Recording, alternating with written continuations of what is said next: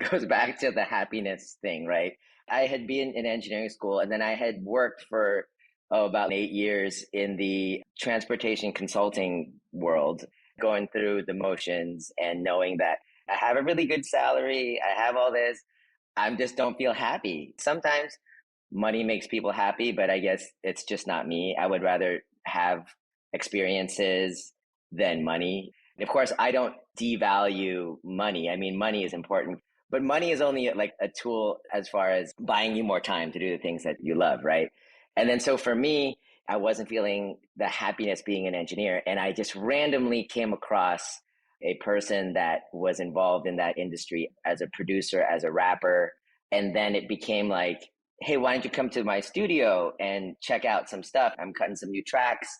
And it was a really great studio in Miami, same one where Shakira records. It's a really awesome professional studio and with amazing sound engineers. It was just something that was super interesting to me because I've always loved music. Growing up in the Bay with Filipinos, the 80s and 90s, in my opinion, the best hip hop was 80s and 90s, maybe early 2000s. I love the golden age of hip hop. And so I've always been super interested in music. And Filipinos, in case any of you don't know, we all love to sing and dance. Like karaoke is in my blood. I love karaoke. It's the best thing ever. It's all music to me. Because when you're in studio, for people who've never been in a music studio during recording, it is otherworldly experience. It's like going to church. You're surrounded by this music that is 360 all around you. It's music that no one else up until that time has ever heard. So it's like new things being created. They're all surrounding you just everywhere, the environment around you. And then the lights are dim. The sound is perfect. You see the sound engineer with his control board. It looks like the Starship Enterprise. And then you see the artist through the glass. And if you're a lover of music and anything creative, you're going to get hooked into that space because it's so cool and interesting.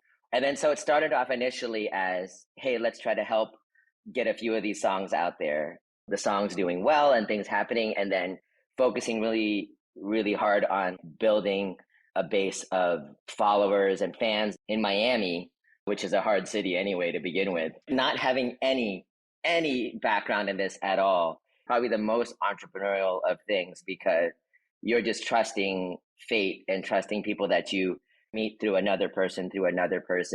Suffice to say, we did lose a lot of money, but we did gain a lot of experience. And there's a few experiences that, wow, I can't even talk about on the air. But I mean, there's some things that are like, oh my God, if this happened to pretty much anyone else, I almost feel like somebody would just like quit like right away and just say, never do it. But I still kept on going. And me and my partners kept on going because we're crazy. Maybe we're suckers for punishment, but we always saw the light at the end of the tunnel. And actually things were going well for a while. And then we just made this decision at some point to part ways and transition that record label into what is now Planet X, which still has some of that DNA in there because we come from the music side, which I think is the most valuable part.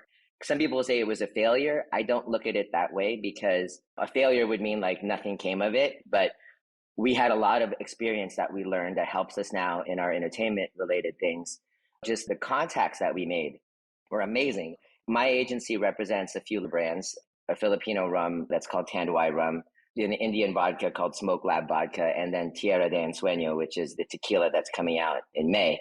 But when we launched Tanduay rum here in the United States, we did it at the Barclays Center with the Brooklyn Nets because we were the official rum of the Brooklyn Nets and Barclays Center. And we got Cardi B to do our launch over there at the Barclays Center on Biggie Tribute Night. This was like 6-7 years ago.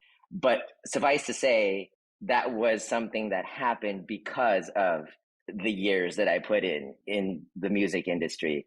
So people might say like, hey, it was a failure. Hey, you didn't do anything. But we really got a lot out of it that now is part of our DNA in our new life, doing what we do right now. And we know what not to do and who not to trust and what things to avoid. What lessons did you take away from this experience, from the hip hop record experience? Honestly, the biggest one is that I don't want to ever be on the label side. It's very hard to be at the beck and call of creative artistry. I learned this about myself, that I can't be in that position where I'm managing creatives because I wouldn't be able to do that, I don't think. And I know that that's something I wouldn't want to do in any iteration moving forward. But really, it was more things I learned about myself and what I'm comfortable. It's almost as important to know what you don't want to do as much as what you want to do. And so that probably was the best lesson. Like you said, you managed to develop an amazing network of influencers and celebrities.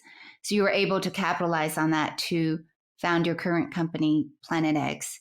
Sometimes that's a silver lining if some things don't pan out because it leads you down a different path, but somewhat associated to past chapters in your life. I want to talk about Master Blend tequila brand that you're launching soon. It's called Tierra de Sueño, the land of dreams in English. One may say that this is a very saturated market and there's already so many tequila brands out there. So I want to know, what opportunities did you see in launching Tierra de Sueño? Yeah, so this brand is a really interesting brand, unlike any others that we've worked with. It's a brand that is, I want to almost say, the anti-celebrity tequila. And the reason I say that is there are so many celebrity tequilas out there. I almost feel it's like a vanity project for every single major person that wants a side hustle. And so this tequila is an interesting tequila because it's not a vanity tequila. It's a tequila that's actually the opposite. It's a tequila that's going to start with a foundation of community as the base. And it's a tequila that is a zero additive tequila, which is also important because there's not that many zero additive tequilas out there. A lot of the tequilas that people do know about that they really love right now, I'm not going to name names, but those have additives in them like caramel coloring, added sugars, glycerin for mouthfeel, vanilla flavoring, but it's not natural. And so for me, same way that I live my life, I only want to be associated with things that are really pure and authentic. So having something like this that is co-developed through partnerships in Mexico with some amazing people that are very highly regarded in the Mexican tequila industry makes this tequila, first of all, very traditional and very authentic, but at the same time, very forward thinking because it basically incorporates the traditional ways of aging and distilling, and then taking that to the next level and saying, you can have those things very traditional and very authentic, but also appeal to something that is modern.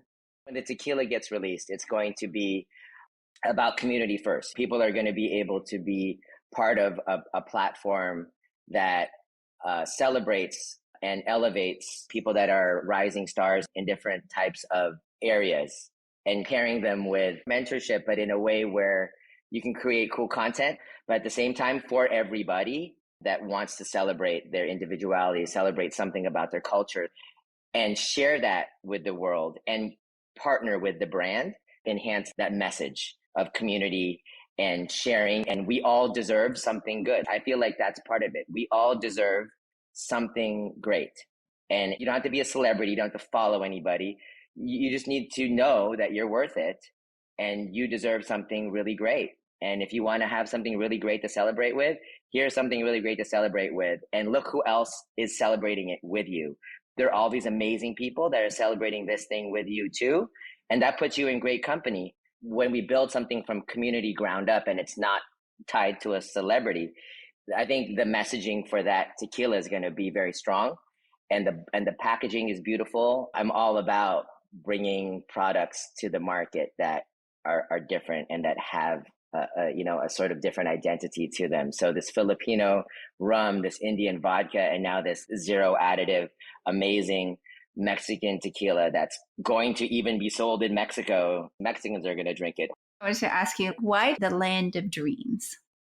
Because it's a very aspirational kind of brand. And a lot of things tie in the same way I feel about life. It's about finding your own happiness, finding your own dreams. So a brand that's all about finding your dreams and sharing that with others is such an important concept, I think. And then when you drink, you share conversations, you share experiences, you connect. That's such a super huge undercurrent of this particular brand because it's a community brand. We all are individual, but we can share a dream together and elevate each other, lift up the people below them to carry them up to the next level. We need to bring up people. If you've made it and you have wisdom to share, then it's almost your moral responsibility to go out there and share that wisdom with others and help them. I love that concept of elevating people and bring them along with you. I think maybe it comes from your civic obligations. Now, I want to switch over a little bit to talking about your book. In 2015, you published a book called Love Daddy when your daughter was just 2 years old. Can you tell us what inspired you to write that book? It's so simple. It's my daughter. It's being a dad. It's being amazed at bringing a new life into the world. Being a dad is my number one thing. So you listed all these things on my resume, and it's crazy to me hearing it. But the thing I'm most proud of in my life, honestly, is being a dad. And I pride myself in being a good dad and not sacrificing my daughter.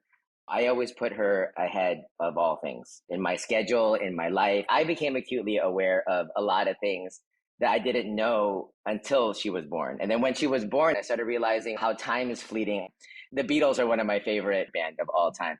And they have a song, When I'm 64, will you still need me? Will you still feed me when I'm 64?